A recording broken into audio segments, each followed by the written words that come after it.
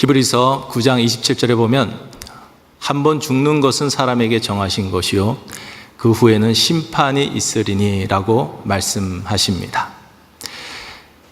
우리는 영원히 죽지 않을 것처럼 생각하면서 살아가지만 우리는 다 죽을 사람들입니다. 오는 것은 순서대로 오지만 가는 것은 순서도 없습니다. 언제 우리가 죽음을 맞이하고 하나님의 심판대 앞에 서게 될지 알 수 없는 사람들입니다. 많은 사람들이 노후는 준비할 줄 알지만 사후를 준비할 줄 아는 사람들은 그리 많지 않습니다. 우린 다 심판대 앞에 서게 되는데 오늘 말씀에서 우리에게 아주 중요한 것을 말씀해 주십니다. 심판을 이길 수 있는 방법을 우리에게 제시해 주고 있습니다. 심판을 이길 수 있는 유일한 방법은 긍휼이라고 우리에게 말씀해 주셨습니다. 긍휼은 너무나 중요한 주제입니다. 우리의 영생이 달려있는 문제이기 때문에 긍휼은 너무나 중요한 주제입니다. 그래서 지난주에 이어서 오늘 이 긍휼에 대한 말씀을 이어가려고 합니다. 그래서 양복도 지난주와 똑같은 것으로 입고 왔습니다. 오늘 본문에 보면 긍휼과 대비되어지는 단어가 연속적으로 나오는 것을 보게 됩니다. 3번이나 반복해서 나오는데요. 그것은 뭐냐면 차별입니다.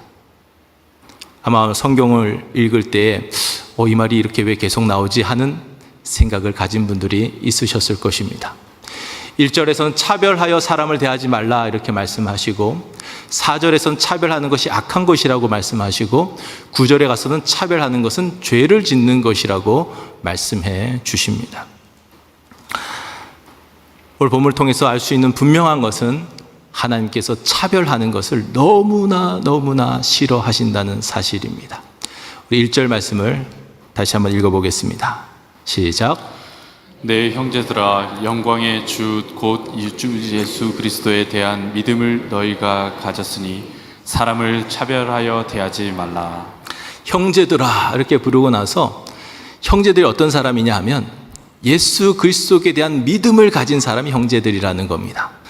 너희가 예수 그리스도에 대한 믿음을 가졌으니 그러면 당연히 다른 사람들 대할 때 차별하여 대하면 안 된다는 것입니다. 그러니까 믿음의 반대말이 차별이라는 겁니다.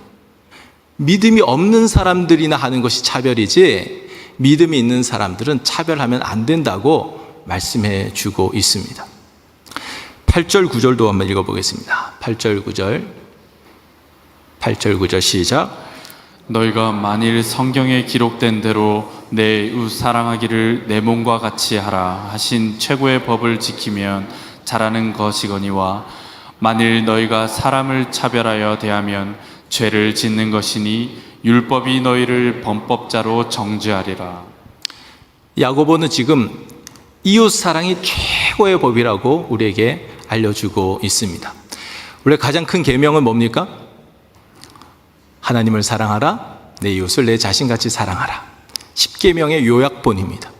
근데 예수님께서 또 한 번 더 요약해 주셔서 요한복음 13장에서 말씀해 주시는데 새 계명을 너희에게 주노니 서로 사랑하라. 내가 너희를 사랑한 것 같이 너희도 서로 사랑하라. 이로써 모든 사람이 너희가 내 제자인 줄 알리라. 이렇게 말씀하십니다.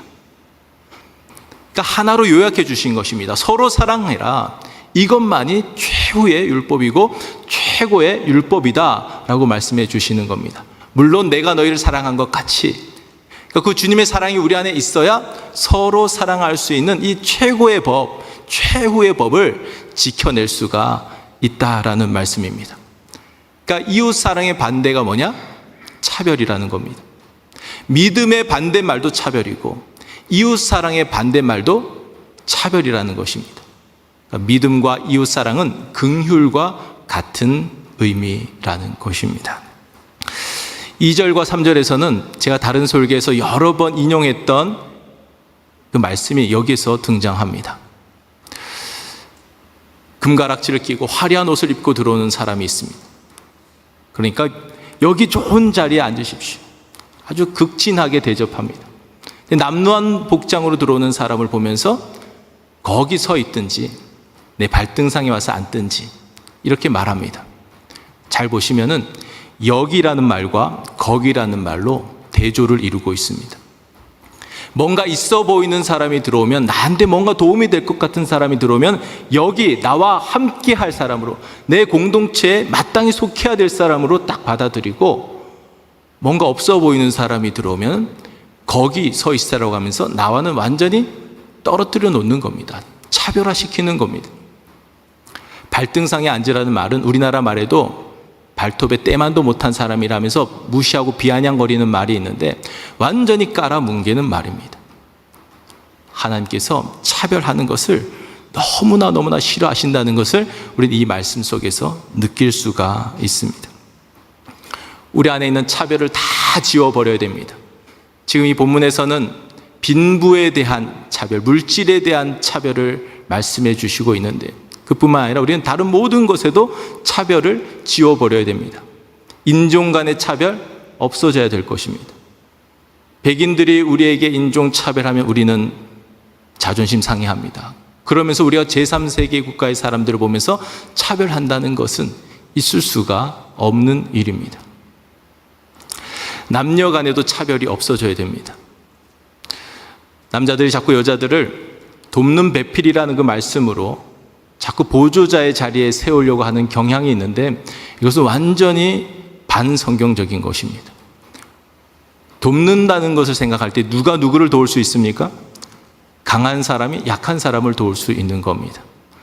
재료 자체가 다릅니다. 남자는 흙으로 지어졌고 여자는 뼈로 지어졌습니다. 여자가 훨씬 더 강한 존재입니다.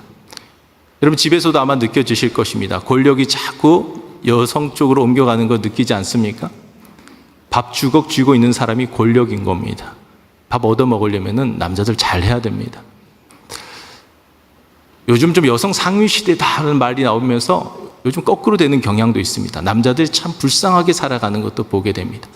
그러니까 어느 쪽도 우위에 올라가면 서로 불행해지는 겁니다. 교회 안에서도 남녀 차별 다 없어져야 됩니다.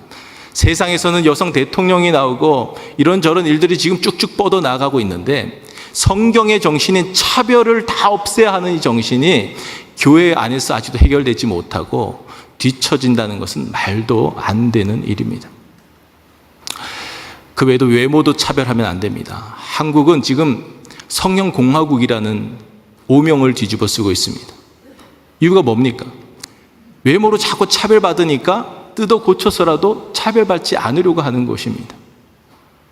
얼굴 뜯어 고치는 사람들이 문제가 아니라 그런 사회 구조를 만들어 놓고 있는 모든 사람들이 함께 문제가 되는 것입니다.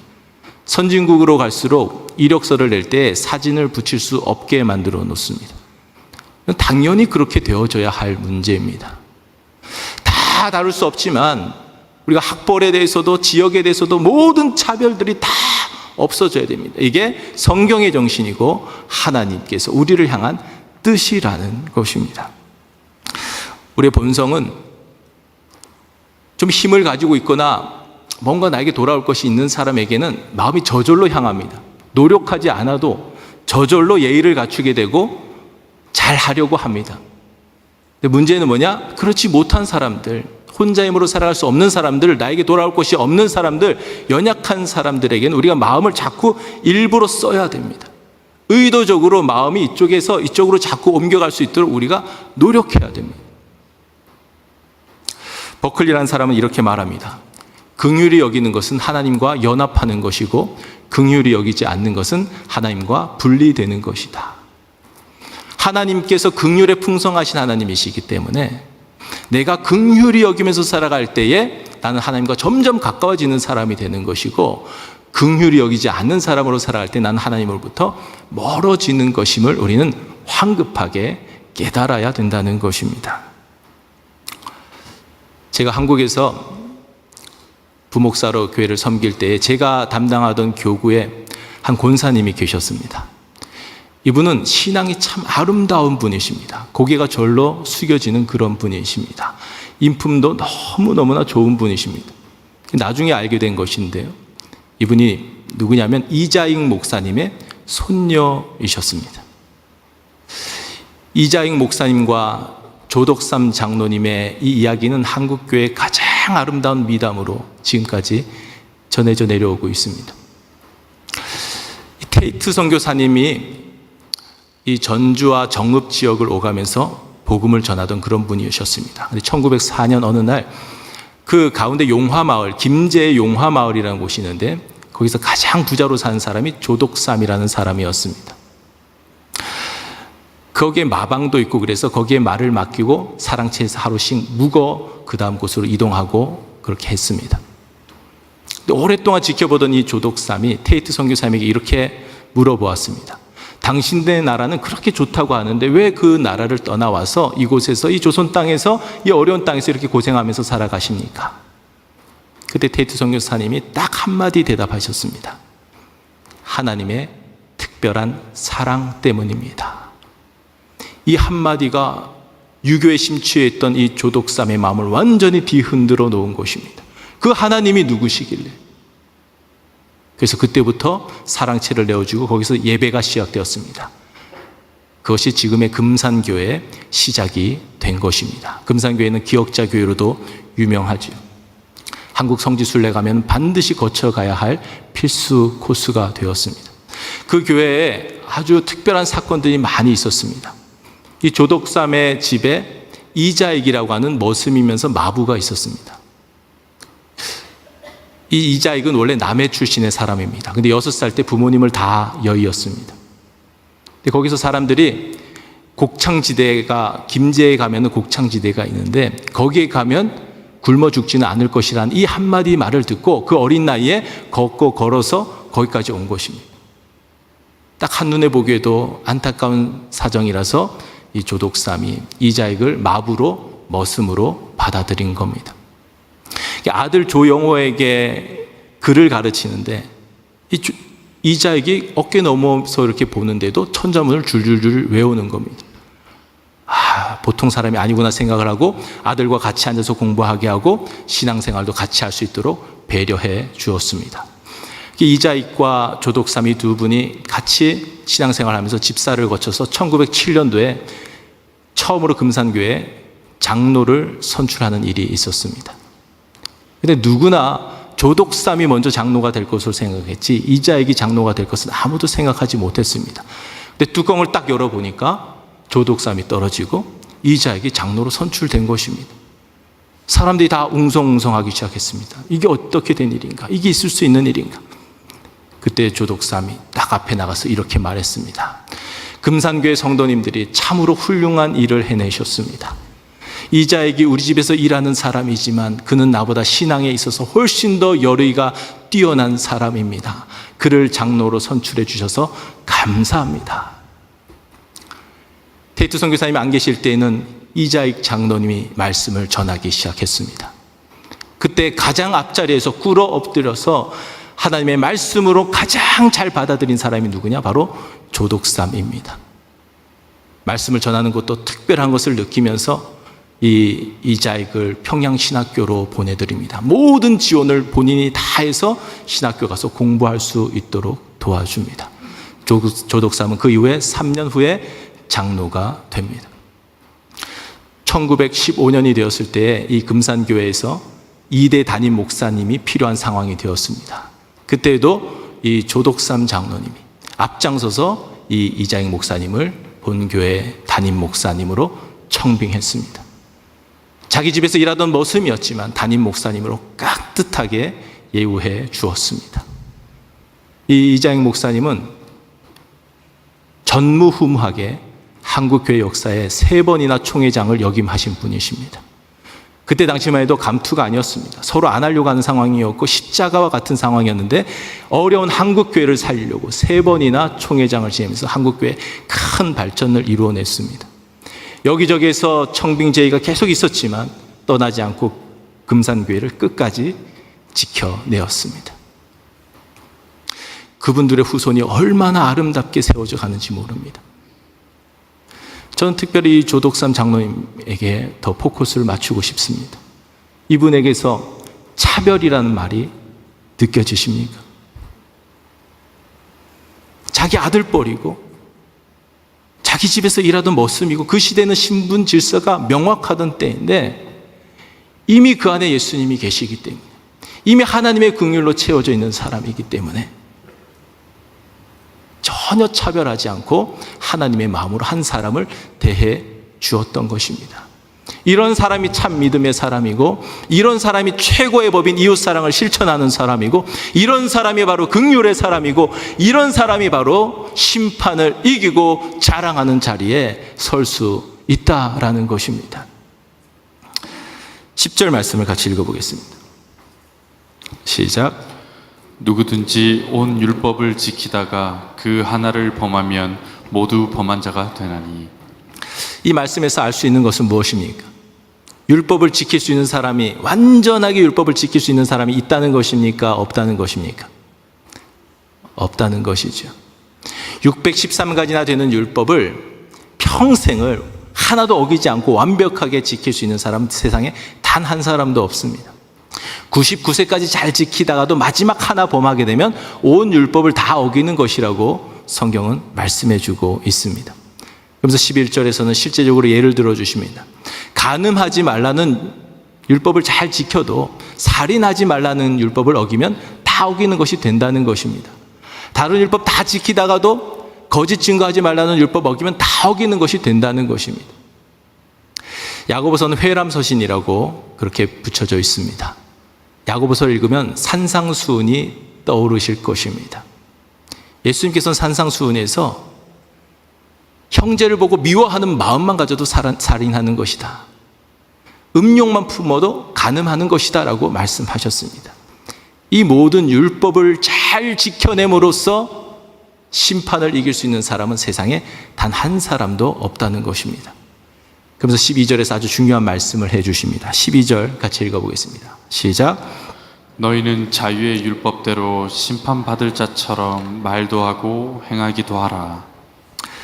무슨 율법이라고요? 자유의 율법. 이게 정말 중요한 말씀입니다. 자유의 율법이 도대체 무엇이겠습니까?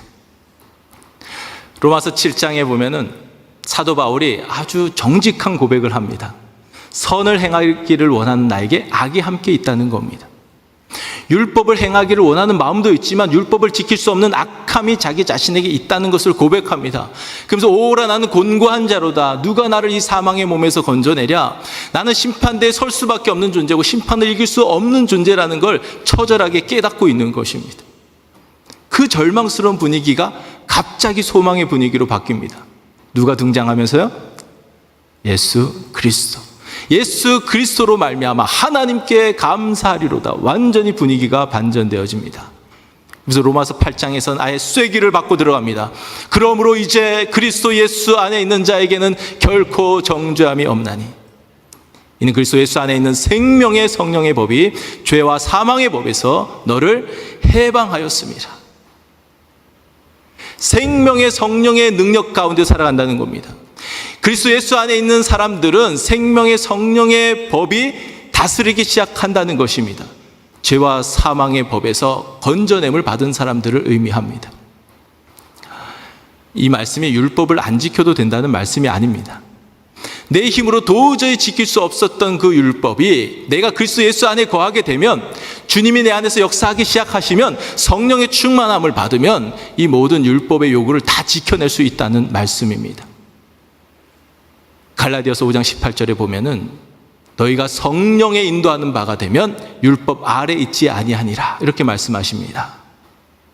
성령의 인도하심을 받으면, 성령의 충만함 속에서 살아가게 되면 율법 아래에서 그것을 지키지 못해서 허우적거리는 인생이 아니라 율법 위에 서서 율법이 우리에게 요구하는 것들을 넉넉히 지키는 사람이 된다는 말씀입니다. 이걸 경험해 보셔야 됩니다. 신앙생활이라는 것은 내 힘으로 하는 것이 아닙니다. 내가 그리스도 예수 안에 거하는 것이고 주님이 내 안에서 역사하시는 것입니다.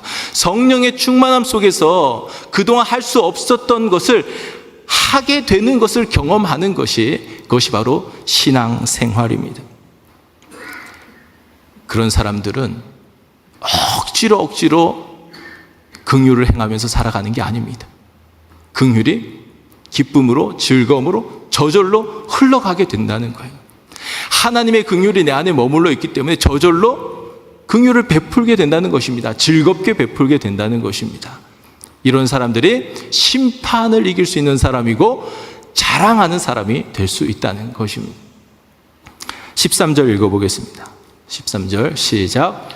긍휼을 행하지 아니하는 자에게는 긍휼 없는 심판이 있으리라. 긍휼은 심판을 이기고 자랑을 하느니라. 긍휼을 행하지 아니하는 자에게 어떻게 하신다고요? 무엇이 있다고요? 긍휼 없는 심판이 있다는 것입니다. 네가 다른 사람들을 대할 때 그런 기준을 가지고 대하느냐? 내가 똑같은 기준으로 너에게 대해 줄게. 이게 지금 하나님의 말씀입니다. 지난주에 살펴본 것처럼 1만 달란트 빚을 탕감받은 사람이 100데나리온 빚진 사람 용서하지 못하고 옥에 가두었습니다. 그러니까 왕이 다시 호출하지요. 네가 그런 기준으로 다른 사람에게 대했느냐? 내가 똑같은 기준으로 너에게 대해 줄게 하면서 다시 심판의 자리에 세우는 것입니다. 이 사람이 잘못한 것은 먼저 하나님의 긍휼이 임했는데 그 긍휼을 이 마음속에 쌓아두고 살아가는 것이 아니라 이걸 그냥 다 쏟아버렸습니다. 그러니까 이 사람을 만났을 때 긍휼을 행할 능력이 없는 겁니다. 그러니까 우리가 해야 할 것은 뭐냐? 매일매일 하나님께로 나아가서 하나님께서 끊임없이 쏟아부어 주시는 긍휼을 받아야 돼요. 그리고 그 긍휼을 쏟아버리지 말고 긍휼을 계속해서 마음에 담아두고 살아가야 됩니다. 다른 사람들 만나기에 앞서서 항상 점검해 보아야 됩니다. 내 안에 긍휼이 남아있는가? 하나님께서 먼저 베풀어 주신 이 긍휼이 나에게 남아있는가? 그렇지 않을 때는 우리는 다른 사람 만나면 안 되는 겁니다. 긍휼을 행할 능력이 없기 때문입니다. 긍휼 없이 다른 사람들에게 행하였다가 그대로 하나님 앞에서 심판받을 것이기 때문에 그렇습니다. 우리는 하나님께로 날마다 나아가서 하나님의 긍휼을 받아서 그 긍휼을 흘려보내는 거룩한 도구로 쓰임받으면서 살아가야 됩니다. 긍휼의 심판의 가장 중요한 기준이 됩니다. 마태복음 25장에 보면 마지막 심판날의 모습을 양과 염소의 비유로 우리 주님께서 친히 말씀해 주셨습니다. 양의 편에 서 있는 사람들에게 주님께서 말씀하십니다. 너희는 내가 줄일 때 먹을 것을 주었고 내가 목마를 때 마실 것을 주었고 내가 나그네 되었을 때 영접해 주었고 내가 헐벗었을 때에 입을 것을 주었고 내가 병들었을 때에 나를 돌보아 주었고 내가 옥에 갇혔을 때 와서 찾아보았느니라. 그때 이 사람들이 어떻게 반응합니까? 우리가 언제 그랬습니까? 주님의 말씀이 무엇입니까? 지극히 작은 소자에게 한 것이 곧 나에게 한 것이니라. 돌아올 것이 없는 사람들에게 하였기 때문에 그들이 갚을 수 없기 때문에 주님이 갚아주시는 것입니다. 주님은 그들과 지금 동일시하고 있습니다. 그러면서 염소편에 있는 사람들에게 똑같이 말씀하십니다. 너희는 이럴 때 나에게 아무것도 하지 않았다. 우리 언제 하지 않았습니까? 지극히 작은 소자에게 하지 않은 것이 곧 나에게 하지 않은 것이니라. 이 사람들은 심판의 자리에 서는 사람들이고 이 양의 편에 선 사람들이 심판을 이기고 자랑하는 사람이라는 것입니다. 이쪽에 있는 사람들에게 있었던 것은 긍휼이고 이쪽에 있었던 사람들에게 없었던 것이 바로 긍휼이라는 것입니다. 단 하나의 기준으로 나뉘어지는 것을 보게 됩니다. 부자와 나사로의 이야기에서도 부자는 지옥에 가고 나사로는 천국에 올라갑니다. 그 비유에서 이 부자가 무슨 엄청난 죄악을 저지르면서 살아간 것도 아닙니다. 단 한 가지 하나 하지 않았습니다. 내 집 앞에 있는 거지 나사로를 돌보지 않았습니다. 긍휼의 마음이 없었다라는 것이죠. 그렇다고 하여 행위 구원을 이야기하는 것은 절대로 아닙니다. 예수님 없이 아무리 착한 일 많이 한다고 해서 우린 그 선행으로 구원의 자리에 설 수 없습니다. 완벽하게 선행을 행하여 하늘나라로 올라갈 수 있는 사람은 단 한 사람도 없다는 것입니다. 예수를 믿는다는 것은 뭐냐? 잘 들으시길 바랍니다. 계속 강조하는 것입니다. 나는 죽고 예수로 사는 게 그게 예수 믿는 거예요. 나로서는 안 되던 그 일이 내 안에 계신 예수님 때문에 되어지는 것을 경험하는 것이 그게 예수 믿는 거예요. 원래 우리는 다 이기적인 본성을 타고 태어났습니다. 그래서 다른 사람 생각하기보다 나 자신을 먼저 생각하게 되어져 있습니다. 기껏해야 좀 확장시키면 내 가족들 정도만 내 눈에 들어옵니다. 그게 우리의 이기적인 본성입니다. 그런데 그 가족이라고 하는 울타리를 뛰어넘어서 그 밖에서 어려움 가운데 처해져 살아가는 사람들이 눈에 보이기 시작하는 겁니다. 나로서는 안 되던 그 일이 내 안에 계신 예수님 때문에 되어지는 것을 경험하는 거예요. 주님의 마음이 그들에게로 향해 있으니까, 주님의 발걸음이 그들에게로 향하시니까 나를 도구로 해서 주님께서 그 일들을 행하신다는 것입니다. 나에게 잘못한 사람, 그렇게 미웠던 사람, 내가 도저히 용서할 수 없었던 그 사람, 나로서는 안 되는데 내 안에 계신 예수님 때문에 용서가 되어지는 거예요. 그게 예수 믿는 것입니다. 그게 실질적으로 내 안에서 그런 역사가 나타나야 그게 예수 믿는 거라고요. 지금 우리는 대강절 첫 번째 주일을 시작하고 있습니다. 대강절이라는 것은 이미 오신 주님을 기뻐하고 다시 오실 주님을 기다리는 것입니다. 이미 예수님이 오셨어요. 하늘나라를 이끌고 이 세상에 오셨습니다. 지금 이 세상엔 두 종류의 사람만 있을 뿐입니다. 예수님께서 이미 그 안에 들어가셔서 주인이 되셔서 왕이 되셔서 이미 통치하고 있는 사람과 아직 문 두드리고 있는 사람, 이 두 사람으로 나뉘어질 뿐입니다. 주님이 우리 안에 계시다는 것은 내가 내 힘으로 할 수 없었던 그 일이 내 안에 계신 주님 때문에 이루어지는 것, 되어지는 것을 경험할 때에 비로소 주님이 내 안에 주인 되심이 입증되어지는 것입니다. 우린 꼭 육체적으로 헐벗고 굶주린 사람들만 돌보고 그들에게만 긍휼을 베풀어야 하는 것은 아닙니다. 그들은 기본적으로 해야 되고, 또한 영적으로 헐벗고 굶주린 사람들 우리 주변에 많이 있음을 볼 수 있어야 됩니다. 그들이 얼마나 공허함 가운데, 허무함 가운데, 얼마나 비참함 가운데 살아가는가 우리가 영적인 눈을 떠서 볼 수 있어야 합니다. 그것이 우리가 예수 그리스도를 만나기 전에 우리의 상태였잖아요. 개구리 올챙이적 시절을 잊어버리면 안 되는 것입니다. 휴스턴의 한 교회 목사님의 수기에 나오는 이야기를 하나 소개하겠습니다. 이 목사님이 예배를 드리던 도중에 앞자리에 앉아있는 한 백발이 성성한 노인 한 분을 앞으로 모셔서 간증을 해달라고 부탁을 했습니다. 이분이 인자한 모습으로 나오셔서 간증을 합니다. 저에게는 아주 사랑스러운 아들이 하나 있었습니다. 그 아들에게는 죽고 못 사는 가장 친한 친구가 하나 있었습니다. 그 두 아이를 데리고 앞바다에 보트를 타고 나아갔습니다. 일기예보에도 없었던 갑자기 큰 파도가 오면서 그만 이 보트가 밀려가게 되었습니다. 그러면서 우리가 다 빠지게 되었는데 나는 어른이었기 때문에 다시 금방 그 보트에 다시 탈 수 있었습니다. 근데 거기에 구명대가 하나밖에 없었는데 아들은 이쪽에, 아들 친구는 저쪽에 있는 이런 상황 가운데에서 누구를 먼저 구해야 할 것인가? 그 순간 그는 기도하게 되었다라고 고백을 합니다. 기도하고 나서 하나님께서 마음에 확신을 주셨다는 것입니다. 아들은 이미 예수를 믿었고 이미 영생을 살아가는 사람이기에 지금 죽어도 천국에 갈 것인데, 이 아들의 친구는 아직 예수를 모르는 사람입니다. 예수를 믿지 않는 사람입니다. 지금 죽으면 지옥에 떨어질 수밖에 없는 상황입니다. 그 상황 가운데서 눈물을 머금고 아들 향하여서, 아들아, 사랑한다. 우리 곧 천국에서 다시 만나게 될 거야. 그리고 아들 친구에게 그 구명대를 던져서 그 아들 친구를 구했습니다. 그리고 나서 아들 쪽을 보니까 이미 아들은 사라진 지 오래가 되었습니다. 그 아들의 친구가 누구냐? 바로 여러분의 담임 목사님입니다. 여러분이 그 선택의 기로에 놓이신다면 여러분 어떤 선택을 하시겠습니까? 어쩌면 그 순간 기도하지 않았다면 마음이 그저 아들 쪽으로 쏠렸을지도 모릅니다. 근데 기도하니까 그 순간에 하나님께서 긍휼을 쏟아부어 주신 거예요. 긍휼로 그 마음을 채워주신 거예요. 한 영혼에 대한 안타까운 마음을 불어넣어 주신 거예요.